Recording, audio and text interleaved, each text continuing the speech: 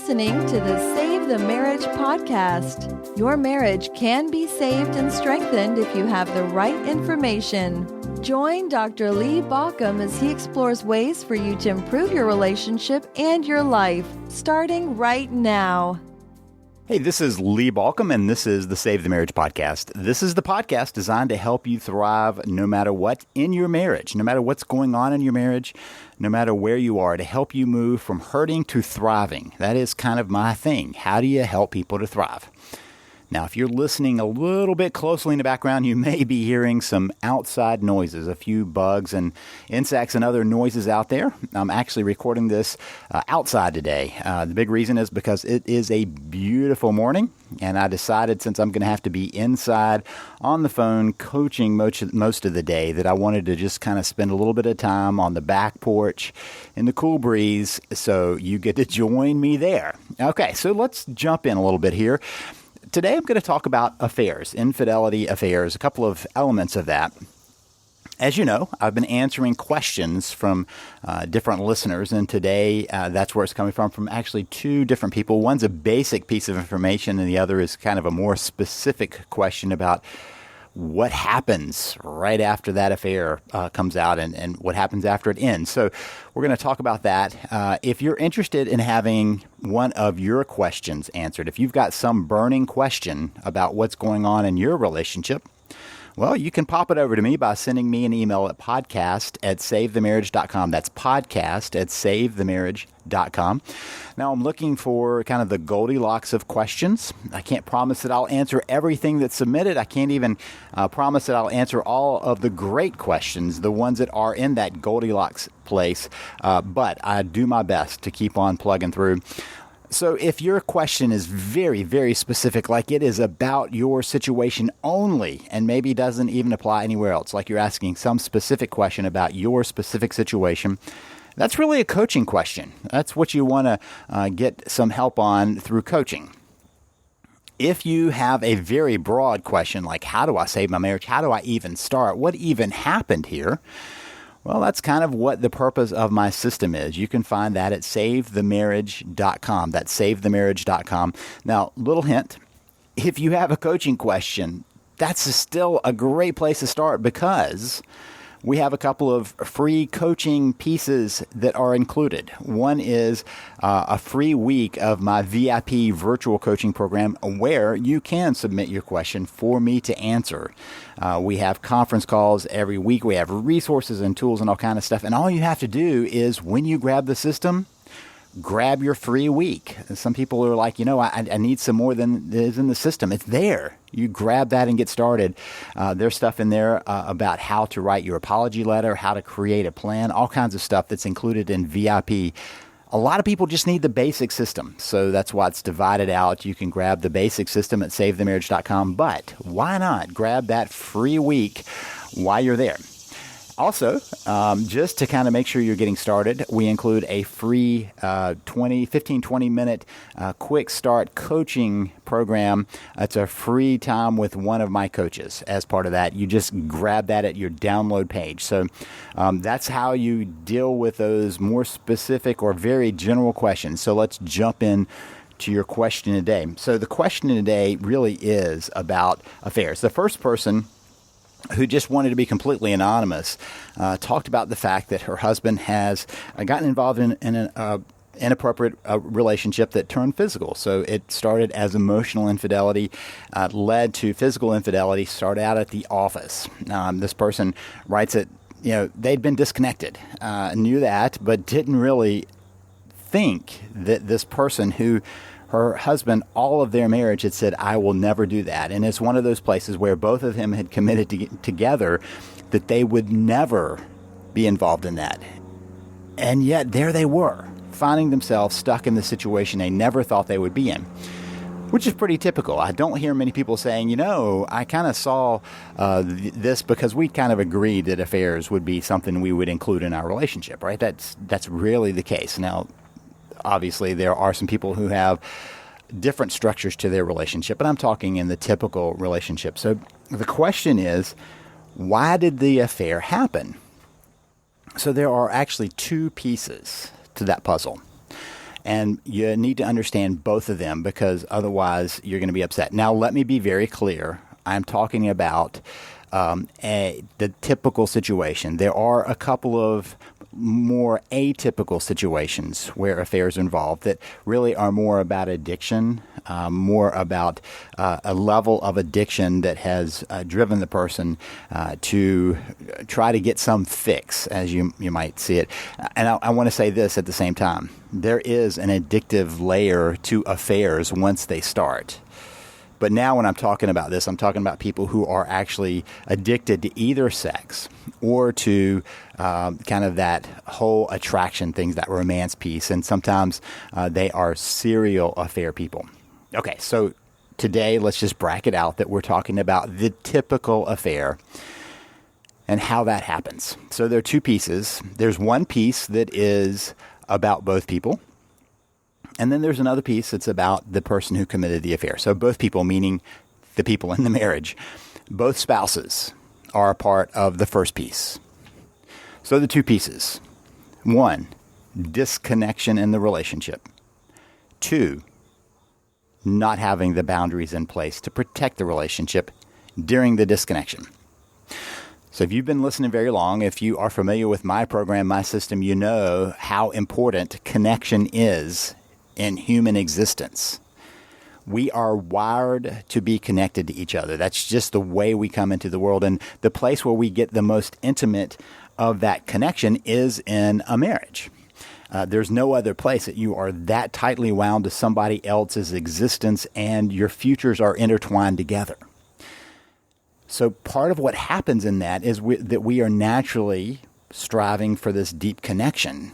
But when it's not there, it's almost a wounding. In fact, we know that physical disconnection, let's say emotional disconnection, triggers the same physical pain points in the brain. In other words, we actually feel a physical disconnection when we have emotional disconnection. And we usually try to get out of pain. That's the process that we humans do. So a lot of times people don't realize in their marriage that that's what they're trying to get to. They don't realize they're trying to build in that connection. And because of that, they don't, therefore, build it in. They just kind of assume that it's going to take care of itself. You know, the beginning parts of a relationship, we are pretty intentional about making that connection, mostly because it's a drive within us. You know, if you've ever watched those people who are madly in love and remember that stage for yourself, you remember that there was nothing going to keep you away from that relationship. You're desperate to be in connection with that person. Over time, though, that infatuation level that kind of starts the whole process going does fade. And we have to become intentional about that. That's true in every relationship. Now, we've been sold this false bill of goods by culture that somehow we are supposed to feel this hotness for our spouse always. Now, let me be very clear. I'm not saying that at some point it just goes cold, right? It just goes away. But we go from a raging fire to burning embers. And the problem is we've got to kind of keep stoking those embers or they go out. I mean, a raging fire, it's easy. Once it's lit, it burns through the fuel. But once the fuel is gone, what do? You have to put more fuel on. You have to keep it going intentionally. So if you think about that infatuation period as basically throwing a match on dry kindling out in the forest and suddenly you get this fire, that's the beginning point. It didn't take much, but once that spark is gone, it flies through the fuel. And once the fuel is gone, the question is whether you're going to go intentionally gathering in the fuel to put back on it and keep it going. If you don't, which is very typical in our culture, if you fail to nurture the fire, it cools to the point that it disconnects us. Because when we let the fuel go out, it goes cold, we get cold, we're trying to find the warmth somewhere else, and you start looking for it other places. Some people find it in relationships with friends or with kids, which still is not exactly where it needs to be, but at least it is not going into romantic relationships. Sometimes we throw ourselves into jobs or hobbies or other places. But sometimes people find that connection with another person. So that's element one.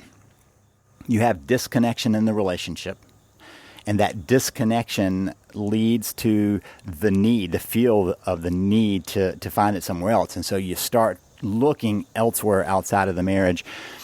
Sometimes it starts out as just somebody to confide in. And sometimes that confiding is even about the relationship and the problems with the relationship.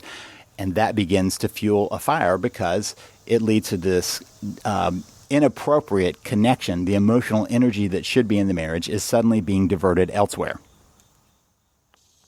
So element one is this disconnection.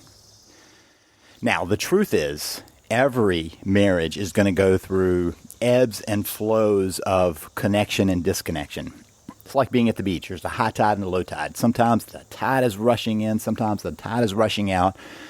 And sometimes you can kind of figure out what it is. I mean, when I was a kid, I just knew the tide came in and out. That's all I knew.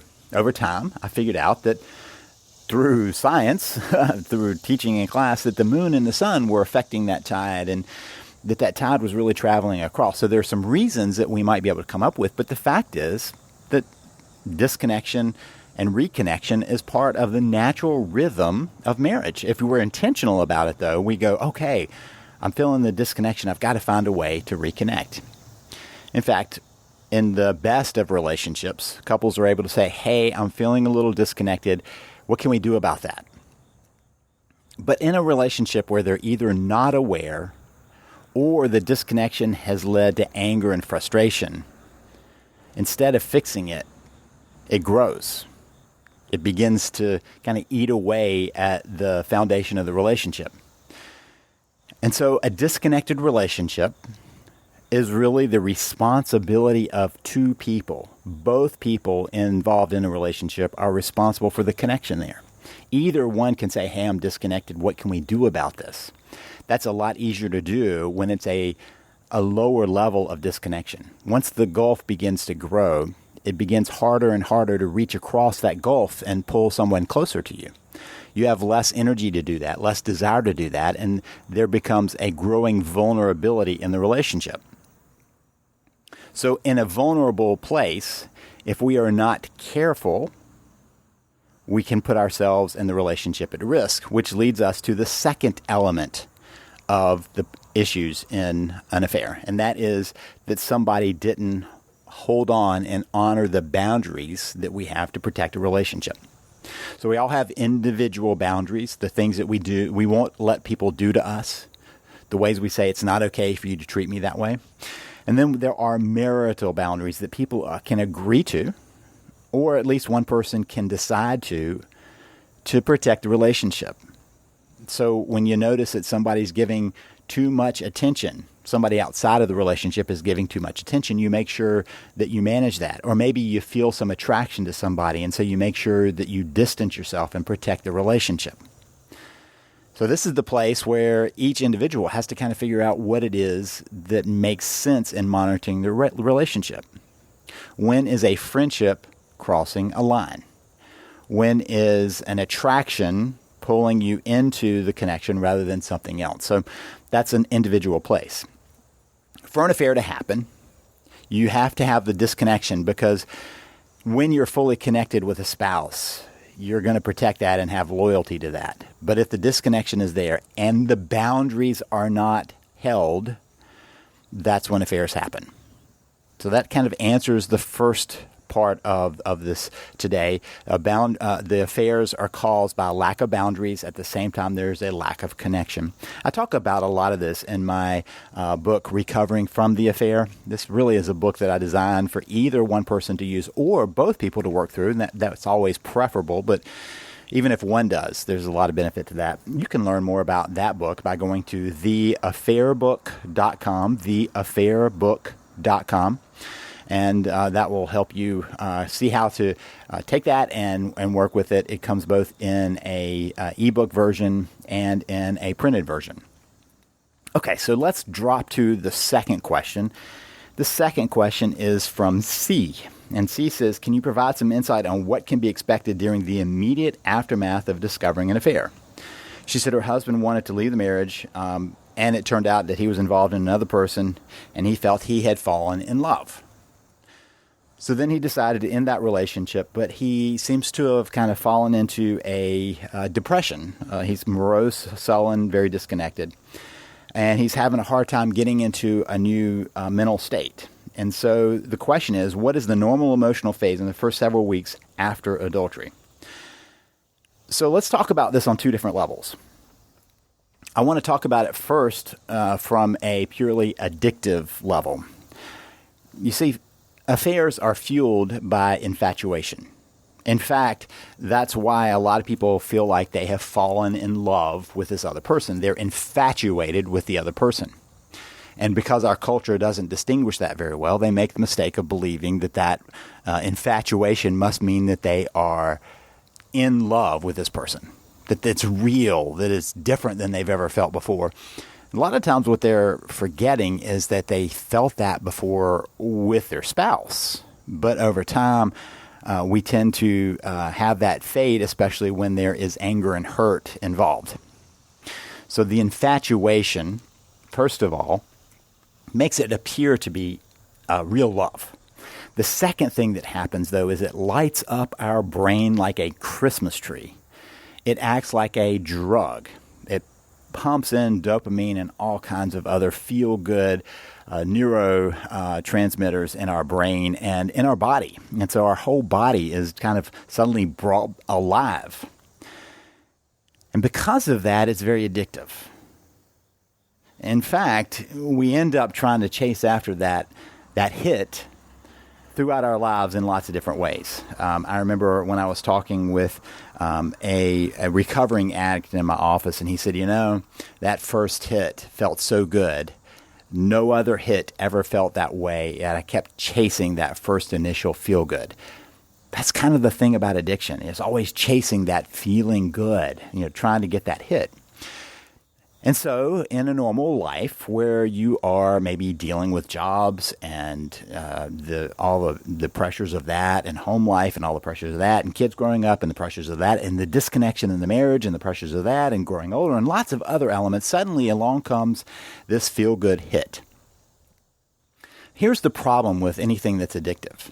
When you take it away, the brain is going to crave that hit. In fact, the brain's kind of gotten used to it being there, and that external thing causing the hit means that when the brain doesn't have it anymore, the brain actually drops to a lower level of functioning, that it doesn't have even the normal amount of those neurotransmitters, and so suddenly you notice that feeling bad, feeling low, feeling depressed. And so if you take away the drug, suddenly you have the consequences of that with a crash. And so one of the very typical things after an affair is this crash that leads to craving. And sometimes people are very legitimately saying they want to end the relationship and come back to the marriage, and they find themselves drawn back into it. They rationalize lots of ways of saying, I need to have a closure conversation, or I need to check and make sure that my affair partner is okay, or some other rationalization, which is really a way of kind of trying to get close to that hit again, trying to get another little taste of that drug. And I put that drug in quotes, but, get another taste of that again. And suddenly they're back in. It's kind of like the alcoholic says, I'm just going to go sniff the beer or sniff the alcohol. That's all I'm going to do. I'm just going to go to the bar and see my friends there. I'm just going to, go by the liquor store and see how the cashiers, some excuse to suddenly put themselves in a dangerous vicinity to their drug. And what happens? They get pulled right back in. So the first thing I want you to kind of understand is this from an addictive perspective. They're dealing with something of an addiction without being willing to call it that. They don't want to see this as an addictive process, yet that's exactly how it's functioning. So part one of this understanding is to see that part of what's happening is it's kind of like that withdrawal, coming away from that good feeling that was created by that relationship. So now let's bring in the second piece, and that's grief. There's a loss element too.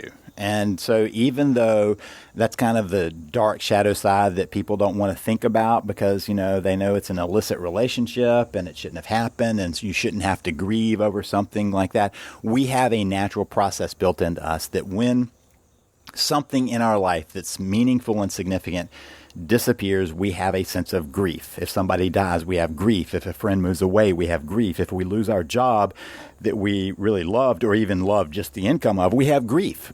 Grief is a response to loss. So if somebody has established this relationship that has fantasy elements to it and reality elements to it, has places of really fulfilling a role in their life, even if it's inappropriate, when it's gone, it leads to grief. And so the second thing that you can see, second lens to understand this is to see it from that grief lens, that they've lost something that they consider to be important. And so that's the second way of understanding. And I really think that both of these are happening simultaneously. At the same time, the body is crashing from having withdrawal from that feel-good hit from the adrenaline and the dopamine and all the other pieces of that puzzle that are hard for us to kind of understand from a layman's place, but happens biochemically in our brain. We have that withdrawal. And at the same time, we're having that grief response. So the other piece of this is that you're then looking back and going, why am I missing this in my marriage? So there's a comparison piece that also comes in. I'm missing this in my marriage. It was really here. This must be more real than my relationship. So it creates a lot of doubt about the marriage. That's kind of the immediate after effect of what happens when someone ends the relationship. Now, here is the big question mark. It's hard to predict how long it's going to take to kind of come back to a normal state. Part of that depends on how clean the cut is, how clean they get away from somebody. For instance, if they just stop all contact and stop reading the old texts and stop reading the old emails and the love letters and anything else that was exchanged, it's easier for the brain to get back to normal than if it's getting slow, hopeful little hits of that. Ways we remind ourselves, get many hits of that by going back and thinking about, what was there and what could have been and all those other pieces. So that's a piece of somebody willing to make a complete clean cut and allowing the brain to kind of air out, to return to normal. That's the addictive side. The second piece that's hard to predict is how long it takes somebody to move through a grief process. There's no time frame for it. And this is a grief that is not so much accepted in our culture. We don't want to see this level of grief, don't want to claim it as that, because that says something about the relationship that most people don't want to admit to or look at. So sometimes that grief gets kind of stuck because it's not getting processed. Now, as the brain kind of returns to a normal chemistry and as the grief subsides, the question is, can the person recommit to working on the relationship and be invested in the reconnection? Without connection, without reconnecting, it's very hard to heal that hurting relationship. So then from there, it's a question really of commitment. Sometimes we have to look at the fact that even if we feel bad, we have to do something. We have to move to a better place. It can be like, the job ends. That's the job you've always loved, but it's gone. What do? You can get stuck in that process, or you can say, okay, time for me to move into something different. It's the same with this. Do people decide that they're going to move beyond where they are stuck because they choose to? And that is one of the determining factors in recovering from an affair. The person may say, this felt good, but it wasn't what I wanted, and I want to return to the relationship, and I don't necessarily feel like doing that, but I'm going to. I talk about this in my work as the acting as if, making a commitment to, and a lot of people have treated that as kind of pretending. Acting is on two different levels. If you're in a play, you're playing a role, right? You're acting. But if I decide to do something, I'm acting on that too. So there are two meanings to that word, act. Action or pretending. And I'm talking about action. You act as if you choose to return to the relationship and act on that relationship, ready to work on that. That's a commitment, though, that the person who has been involved in the affair has to make for themselves. They're going to have to move through the pain of the grief. They're going to have to work through that addictive kind of hit and return to what they choose to do. They decide to work on. And how long that takes is the tough part. I can't predict that. I can only tell you the reasons that you're probably seeing the emotions that you're seeing. Okay, so that kind of covers why an affair happens and what happens when they close that off and answers those two questions. So hopefully that's helpful. If you need some more help on dealing with the affair, do check out my book, Recovering from the Affair. Again, you can find that at theaffairbook.com. That's theaffairbook.com.